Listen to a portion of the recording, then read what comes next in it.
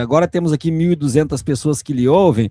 A nossa comunidade está muito tensa, muito nervosa, justamente sobre o que vai ser este ano. Então, nós queremos já ouvir a sua palavra de início sobre o que nós podemos esperar de falta de ética por parte da extrema-direita e como que nós podemos combater isso tudo.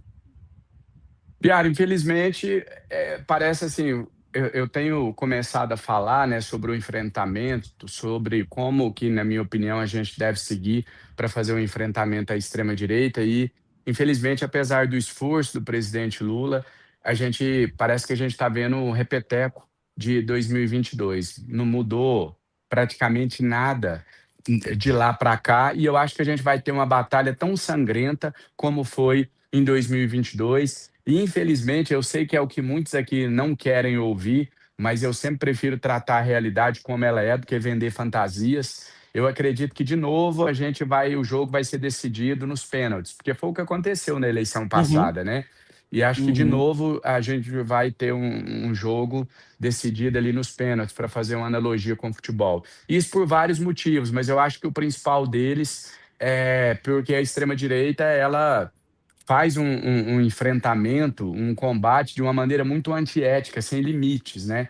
Eu costumo dizer, no livro que eu escrevi, eu disse isso, vou repetir aqui, o que eu defendo não é nem bater abaixo da linha de cintura, é ir até na cintura e ainda assim é uma luta inglória, uma luta injusta, porque eles não têm limite, eles não têm nenhum tipo de escrúpulo, então é uma luta muito desigual. E aí eu não posso deixar de fazer a crítica que eu sempre faço também, que é relacionado ao elitismo intelectual do nosso campo, a dificuldade que a Uhum. gente tem em falar a língua do povo, essa coisa de entender que tudo que é popular, que tudo que é povão, que quando você fala para a massa, essa política é uma política de segunda categoria. Então, existe sim esse sentimento. Claro que eu não estou generalizando aqui, não estou dizendo que isso é um sentimento da esquerda como um todo, mas existem setores da esquerda que ainda torcem o nariz para fazer o enfrentamento do jeito que tem que fazer. E me desculpa a expressão, é isso mesmo, baixar o nível quando tem que baixar o nível e, ao Uhum. mesmo tempo, falar a linguagem do povo quando tem que falar a linguagem do povo. Ainda existe uma resistência e é por isso que a extrema-direita hoje é tão superior a nós quando se trata de engajamento nas redes sociais. A eleição se define nas redes sociais? Não, não é só nas redes sociais. Mas hoje é burrice negar que o poder, a influência que um bom desempenho nas redes sociais pode dar para um candidato no período eleitoral. A gente, talvez uma das coisas que a gente mais tema esse ano é o uso das Big Techs por parte da extrema-direita, o apoio que vai vir de fora, internacional, e aí a gente lembra sempre do Nicolas, que parece que é o queridinho das Big Techs pela quantidade de entrega que tem nos vídeos dele, né? Isso a gente vai ter que atacar com muita força, com muito engajamento, porque bater em Big Tech também não dá, né? Eu queria lhe ouvir sobre isso. Eu acredito que a gente precisa fazer esse enfrentamento, passa por aí a solução definitiva, a solução real, a regulação das redes sociais, ela é urgente, é para ontem. Aí quando a gente está falando regular, não confunda o regular com censurar. É ter Uhum. regras de transparência, principalmente. Porque hoje as pessoas entendem que assim, o algoritmo, o fulano não vai bem nas redes sociais, é porque ele não fala a língua das redes sociais, é porque ele não consegue entender o algoritmo. Sim, mas quem determina como esse algoritmo vai funcionar são as Big Techs. Então, é a Big Tech, por exemplo, eu não posso fazer um conteúdo longo, um conteúdo denso, porque não tem entrega. Sim, mas isso não é um acaso. A Big Tech escolheu que o conteúdo denso não terá entregue e que ela vai entregar o conteúdo curto. Então, num primeiro passo, né, isso aqui é apagar incêndio, é a solução para hoje. A gente tem que se curvar a lógica algorítmica para disputar essa eleição, porque a gente está falando de algo que vai ocorrer daqui a 6 meses. Nós não vamos conseguir fazer essa discussão, ter transparência, podemos ter avanços, a gente espera que o TSE haja da maneira que deve agir, apesar de ser improvável, visto quem está no comando, quem estará no comando durante o processo eleitoral, mas nós não vamos ter grandes ações daqui até outubro. Então, se adequar, sim, à lógica do algoritmo até lá e, principalmente, a gente não deixar de fazer um enfrentamento. Mas uma bandeira que eu tenho defendido agora, e eu vou bater muito nessa tecla, Viário, é o seguinte: o que fez a esquerda ser esquerda? O que fez a extrema-direita ser extrema-direita? O que fez a extrema-direita ser extrema-direita foi basicamente fake news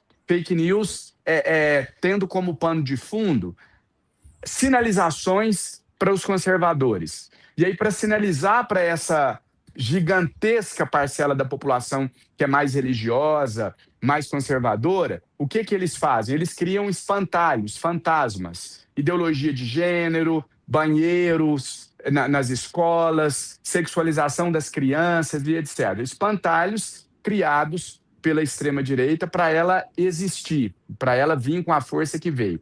No nosso caso, o que fundamenta a esquerda? Qual que é a nossa base? Claro, você tem várias bandeiras, várias frentes, mas na minha concepção, a base que nos fez existir, eu estou falando de Brasil, tá? Do nosso processo eleitoral aqui, da nossa democracia. O que fez o PT ser o PT? O que fez o presidente Lula ser o presidente Lula? Basicamente, uma atenção à população mais carente, aos mais pobres, direitos sociais, a consolidação de direitos sociais, a defesa dos vulneráveis. E a gente esqueceu esse povo. Esse povo está desassistido. Ninguém olha para eles mais. De cada 50 postagens de um parlamentar de esquerda, 50 são relacionadas à polarização. E eu não estou dizendo que não tem que entrar na polarização, não estou dizendo que a gente tem que deixar o Flávio posar de bom moço, como se ele não tivesse nada a ver com o pai, como se ele fosse um cara equilibrado, centrado e etc. Não estou dizendo que a gente tem que assistir escalado, mas as estratégias, elas não são excludentes. Para combater o bolsonarismo, eu não preciso deixar de falar do Bolsa Família, eu não preciso deixar de falar do Luz para Todos, eu não preciso deixar de falar do Minha Casa Minha Vida, eu não preciso deixar de falar do Gás do Povo. Dá para combater o bolsonarismo sem perder aquela que deveria ser a nossa causa principal, que é a luta pelos menos favorecidos, que é a luta pelos vulneráveis e etc. Então, eu acho que o caminho para a vitória eleitoral, para a consolidação do projeto do presidente Lula, essa consolidação virá em um segundo mandato, ela passa basicamente por isso, para a gente entender que falar a língua do povo não é fazer uma política de segunda qualidade, que a gente precisa fazer um enfrentamento ao bolsonarismo, sim, precisa combater, precisa defender a nossa democracia, mas sem deixar de lado aqueles que outrora foram a nossa causa de estar na política e que, na minha opinião, deveria continuar sendo. Talvez a luta pelo fim da escala 6x1 reacenda essa chama em nós da esquerda de defender o povo trabalhador como a gente sempre defendeu. Deputado, eu concordo muito e falo muito na sua linha nesse aspecto e por muitas vezes, estou falando aqui porque comando 2 lives por dia e mais no sábado também e falo muito nessa linha da falta de comunicação com o povo na linguagem popular e por muitas vezes eu sou taxado de pessimista ou catastrofista, ou dizem que eu só estou criticando e trazendo o lado ruim, quando na verdade eu quero alertar as pessoas que está faltando uma linguagem mais apurada, algo que foi histórico da esquerda. E mais, o senhor falou falar com o povo, a linguagem do povo. Eu ainda digo mais, falar com os evangélicos, a linguagem dos evangélicos parece que por vezes não é o que a esquerda quer. Estou sendo sincero, é isso que eu percebo, que não é. Nós temos um grande amigo em comum, eu e o senhor, que é o pastor Caio Fábio. Converso muito com o Caio sobre isso, converso com o Sérgio Duzilek, converso com o Ricardo Gondim, converso com esses meus amigos pastores, e eu vejo que parece que aquele evangeliquez a esquerda não domina e nem quer dominar. Isso me preocupa muito. Eu queria lhe ouvir sobre essa questão evangélica. Não quer dominar porque entende que são pessoas de segunda categoria. Esse é o elitismo intelectual. Essa é a arrogância intelectual. O verdadeiro conhecimento, a pessoa que é sábio em essência, quando ele vê alguém que tem um conhecimento diferente do dele, maior ou menor, aqui não é questão de ser mais ou menos inteligente, mas diferente, que entende diferente, ele vai ouvir, ele vai compreender o que aquela pessoa pensa, e se ele entende diferente, se ele quer abrir para ela um ponto de vista, ele vai segurar na mão dela e caminhar junto. Eu te confesso que se tem algo que eu entendo perfeitamente, não consigo me indignar, não consigo me revoltar, é quando eu vejo a rejeição do nosso campo entre os evangélicos. Eles estão corretíssimos. Eles estão corretos porque, bom, se eu tô lá e tô escutando gente falar que eu sou burro, aí eu tô lá dando dinheiro para o pastor. Eu estou dando o Uhum. meu dinheiro porque eu quero dar para o pastor. Se vem alguém e me abre os olhos de forma respeitosa, faz o debate, fala, ó, eu compreendo a sua fé, mas veja aqui, o seu líder religioso está indo por aqui, por aqui, por aqui. Você vai abrindo a mente das pessoas, você vai fazendo uma conscientização delas. Agora, se eu estou lá e escuto alguém falar que eu sou burro, que eu sou um tapado, que eu dou dinheiro para o pastor, que o evangelho que é tudo com a cabeça, não sei o que, vai aumentar a minha rejeição e cada vez eu vou me fechar mais naqueles que me trazem uma conexão. A questão é essa. A esquerda hoje não consegue se conectar com os evangélicos. E na minha visão, eu vou bater nessa tecla aqui 300 vezes, é por conta desse elitismo, dessa arrogância intelectual, o sentimento de superioridade. Eu sou melhor, o meu entendimento se sobrepõe, eu sou superior, intelectualmente falando, né? Não vejo outro tipo de arrogância, não, mas arrogância intelectual. Esse é o ponto principal para mim, que gera essa desconexão. E se você for pegar os extratos das pesquisas hoje, é ali que está o grande gargalo. Aí vai vir um monte de gente aqui nos comentários confirmar o que eu estou falando. Porque vem dizendo, aí vem, ofende os evangélicos, continua Sim, ofendendo, sim, continua ofendendo sim. e etc. E, Viara, assim, eu não vou pregar mentira, porque é o que a militância quer ouvir, eu digo a verdade. Eu vi muita gente comemorando quando o Flávio foi indicado para concorrer. Isso é o ápice da arrogância, você comemorar alguém. Não tem sentido. Uhum. Não que, assim, ninguém eu comemoraria. Pode ser ele, pode trocar amanhã, eu não vou comemorar. Você não comemora adversário. No futebol, quantas vezes a gente via isso, né? Inclusive o técnico usava isso na preleção para motivar o jogador. Fala, olha, o adversário menosprezou. Olha, o adversário disse que estava torcendo para pegar a gente na semifinal e não o outro, Uhum. porque entendia que o outro era mais forte. No futebol isso é muito comum. Então, assim, eu creio que nós venceremos a eleição. E creio mesmo. Não estou dizendo isso aqui da boca para fora, com medo de ficar ruim com a militância, não. Nós vamos ganhar a eleição em outubro. Mas é possível nós não vencermos. E só de ser possível já é assustador diante de um candidato, um pré-candidato, que vem com a proposta de retornar o período mais tenebroso da história do nosso país. Sim, Um sim. período em que a gente teve 700 mil mortes numa pandemia por negligência total, em que a gente teve um presidente que desrespeitava, a gente teve denúncias graves de corrupção que só não foram apuradas porque, na época, a Polícia Federal não tinha a independência que tem hoje. A gente teve um presidente que usou a estrutura da Polícia Federal para tentar blindar os seus filhos. A gente teve um presidente que chegou ao ápice do desrespeito de imitar pessoas com falta de ar durante uma pandemia. A gente teve um presidente que paralisou programas como Minha Casa Minha Vida e tantos outros programas sociais. Só de ser possível um cenário em que a gente possa vislumbrar essa turma voltar, já é assustador. Porque, para mim, pelo que teve de entrega nos últimos 3 anos, o presidente Lula deveria vencer essa eleição no primeiro turno e hoje está aí pelo menos 15 pontos na frente de um segundo colocado, que representa todo esse retrocesso que eu acabei de citar aqui. Sabe o que assusta também, Viário, para finalizar esse assunto?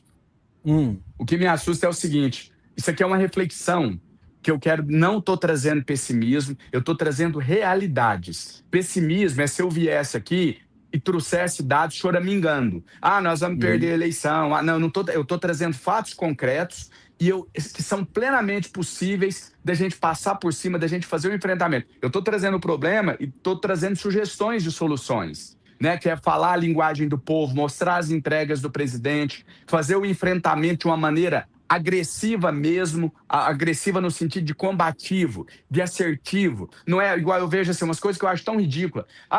Ficar mostrando lá que o Flávio dançou enquanto o pai estava no hospital. Peraí, você acha mesmo que alguém que está em casa, Aí ele fala assim, bom, eu ia votar no Flávio, agora eu não vou mais porque ele tá dançando. Essas infantilidades que eu acho que nós... Não, vamos mostrar que ele é ligado à milícia. Não vamos brincar, não é uma brincadeira, que nós não somos influencer. Vamos mostrar que ele é um bandido, é um ladrão, é ligado à milícia, que ele é aceito, ele é o que tem menos rejeição no Centrão, justamente porque sabem que ele é do esquema, que ele comprou uma casa de quase 6 milhões de reais aqui em Brasília sem explicar de onde que veio o dinheiro. Esse é o enfrentamento, e não essas brincadeirinhas que para mim parece mais política de influência. E aí, para fechar, o que me assusta, que eu ia te dizendo, o que me assusta é que o Flávio Bolsonaro não tem rejeição.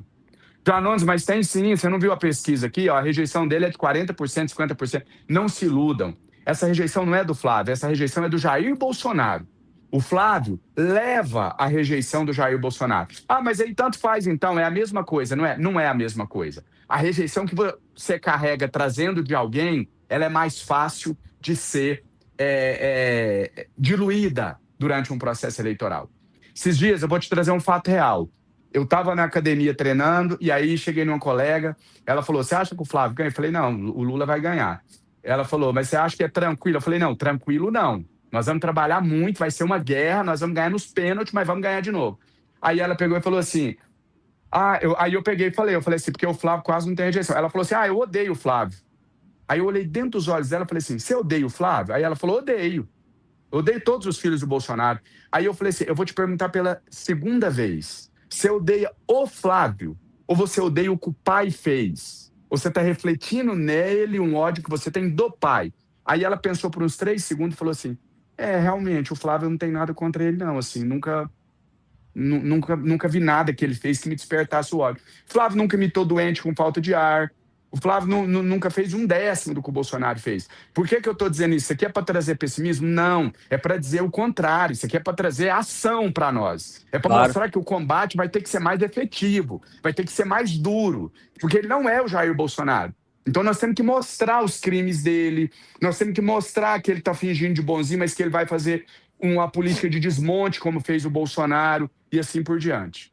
Ou seja, a transferência de votos não é transferência de rejeição junto. Não é. Até transfere a rejeição também. A pesquisa mostra a rejeição, mas é uma rejeição que você desconstrói, não vou falar facilmente, porque a rejeição sempre vai ser difícil de desconstruir. Você desconstrói com menos dificuldade do que se fosse uma rejeição própria. Por exemplo, se fosse o Jair Bolsonaro o candidato, não é possível desconstruir a rejeição dele, porque é uma rejeição consolidada. A do Flávio é possível ser desconstruída porque ela é herdada.